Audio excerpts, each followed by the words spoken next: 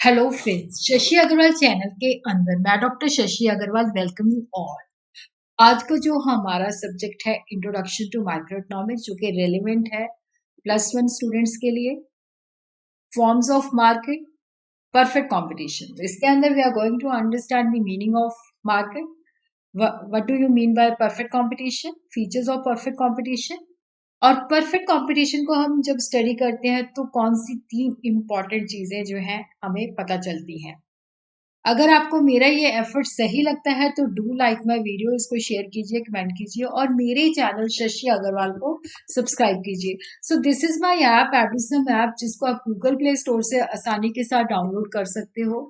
ये जो ऐप है free study material, free mock test और काफी सारी structure courses commerce, economics and management students को प्रोवाइड करती है। और उसी तरह काफी सारे इकोनॉमिक्स और स्टैटिस्टिक्स के कोर्सेज भी यहाँ पे अवेलेबल है। तो सबसे पहले हम अंडरस्टैंड करते हैं मार्केट का मतलब क्या है।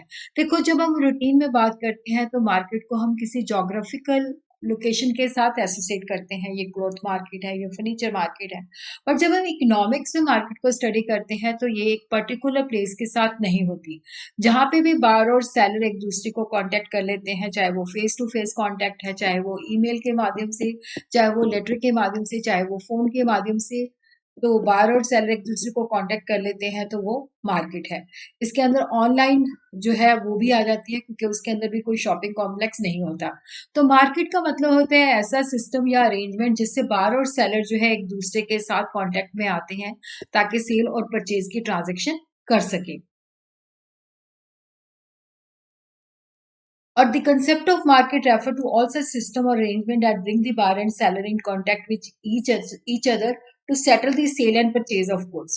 और यहाँ पे जब हम मार्केट की बात करते हैं तो ये बिल्कुल भी किसी शॉपिंग कॉम्प्लेक्स के साथ एसोसिएटेड नहीं होता, किसी पर्टिकुलर जगह के साथ एसोसिएटेड नहीं होता। तो परफेक्ट कंपटीशन क्या है? तो परफेक्ट कंपटीशन एक ऐसी मार्केट सिचुएशन है जहाँ पे बहुत सारे बायर्स होते हैं और बहुत सारे सेलर्स होते हैं। बाहर इतनी ज़्यादा मात्रा में होते हैं कि वो मार्केट की डिमांड को इन्फ्लुएंस नहीं कर पाते। उसी तरह जो सेलर्स होते हैं वो भी मार्केट की सप्लाई को इन्फ्लुएंस नहीं कर पाते।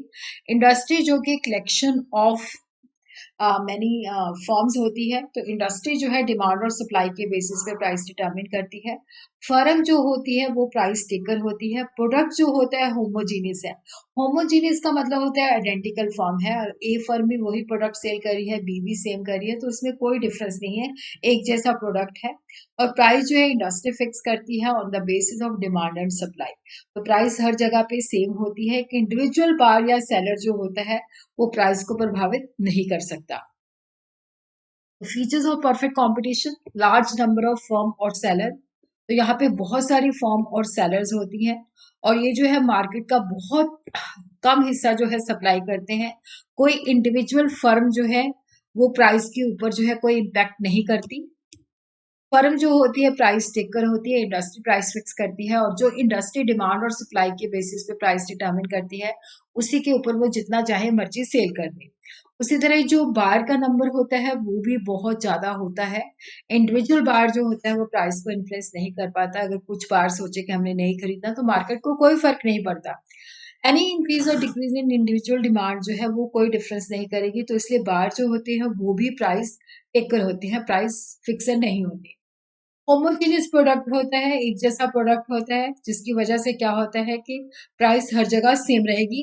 कोई एडवर्टीजमेंट कॉस्ट नहीं होती, कोई ट्रांजैक्शन कॉस्ट नहीं होती, हर जगह पे प्राइस सेम होती है। और जो बायर और सेलर होते हैं उनको परफेक्ट नॉलेज होती है मार्केट के बारे में, प्रोडक्ट्स के बारे में, प्राइस के बारे में। और कोई भी फर्म आसानी के साथ एंटर कर सकती है, कोई भी फर्म आसानी के साथ छोड़ के जा सकती है। और जो डिसीजन मेकिंग होता है इंडिपेंडेंट होता है। कोई किसी के साथ जो है सेलर के ऊपर जो है कोई एग्रीमेंट नहीं होता प्रोडक्शन क्वांटिटी और प्राइस का, और ना ही सेल और परचेज के ऊपर कोई रिस्ट्रिक्शन होती है। जो फैक्टर्स ऑफ प्रोडक्शन होते हैं वो परफेक्टली मोबाइल होते हैं। वो जो भी इंडस्ट्री उनको अच्छे पैसे देती है वहां पे वो जा सकते हैं। कोई ट्रांसपोर्ट कॉस्ट नहीं होती, इसलिए हर जगह पे प्राइस सेम होती है, चाहे वो बॉम्बे से खरीद लो, चाहे वो बठिंडा से खरीद लो, चाहे वो चंडीगढ़ से खरीद लो। तो परफेक्ट कंपटीशन को जब हम स्टडी करते हैं तो 3 वाइटल कंक्लूजन्स निकलते हैं। एक फर्म जो है परफेक्ट कंपटीशन के अंदर प्राइस टेकर होती है, प्राइस मेकर नहीं होती, क्योंकि प्राइस जो है that is determined bye the industry on the basis of demand and supply. Demand curve जो होता है वो परफेक्टली इलास्टिक होता है, क्योंकि फर्म जो होती है प्राइस टेकर नहीं होती, प्राइस मेकर होती है। फर्म जो है परफेक्ट कंपटीशन के अंदर लॉन्ग रन के अंदर सिर्फ नॉर्मल प्रॉफिट ही अर्न करती है। तो अब हम इनको समझेंगे। Firm under perfect competition is a price taker not a price maker. देखो बहुत सारी फर्म्स होती हैं, तो वो मार्केट का बहुत कम हिस्सा होती है। तो कोई भी इंडिविजुअल फर्म या सेलर जो होती है वो मार्केट की सप्लाई को इन्फ्लुएंस नहीं कर सकता। तो मार्केट प्राइस जो होती है वो मार्केट सप्लाई के बेसिस पे इफेक्ट नहीं होती, कि अगर कोई सप्लायर सोचे कि मैंने नहीं सप्लाई करना तो उससे प्राइस जो है प्रभावित नहीं होती। प्राइस जो है that is determined by the industry, और जो प्रोडक्ट होता है वो होमोजीनियस होता है। और अगर कोई फर्म हाई प्राइस रखती है तो फर्म जो है वो दूसरे सॉरी अगर कोई फर्म जो है जितनी प्राइस इंडस्ट्री ने फिक्स की है उससे ज्यादा प्राइस रखती है तो बायर ऑटोमेटिकली दूसरी फर्म को शिफ्ट हो जाएगा। तो जो जिसने हाई की है उसने उसका प्रोडक्ट कोई नहीं परचेज करेगा। तो इसलिए फर्म जो होती है वो कभी भी प्राइस बढ़ाने की चेष्टा नहीं करती।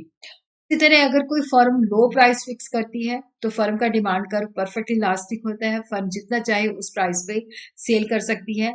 अगर वो प्राइस लो करेगी तो उसको ही अननेसेसरी लॉस होगा।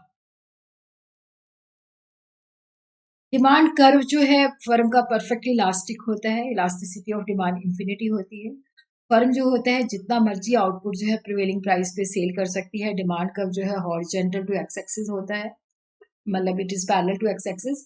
और प्राइस जो है that is determined by the industry. तो यहाँ पे हम देखते हैं कि ये जो प्राइस है P that is determined by the industry on the basis of demand and supply. तो ये जो प्राइस फिक्स की जाती है इंडस्ट्री के अंदर, उस प्राइस के ऊपर जो है फर्म डिसाइड करती है कि हमने कितना प्रोडक्ट कितना माल सेल करना है। तो ओ एक्स पे हम क्वांटिटी लेते हैं और ओ वाई एक्सिस पे हम प्राइस लेते हैं। तो यहाँ पे ये जो पीपी कर्व है या that is the demand curve जो कि परफेक्टली इलास्टिक है, इलास्टिसिटी ऑफ डिमांड इन्फिनिटी है। तो यहाँ पे इस गिवन प्राइस पे चाहे तो फर्म इतना सेल कर दे, चाहे तो इतना सेल कर दे, चाहे इतना सेल कर दे, जितना मर्जी सेल कर सकती है।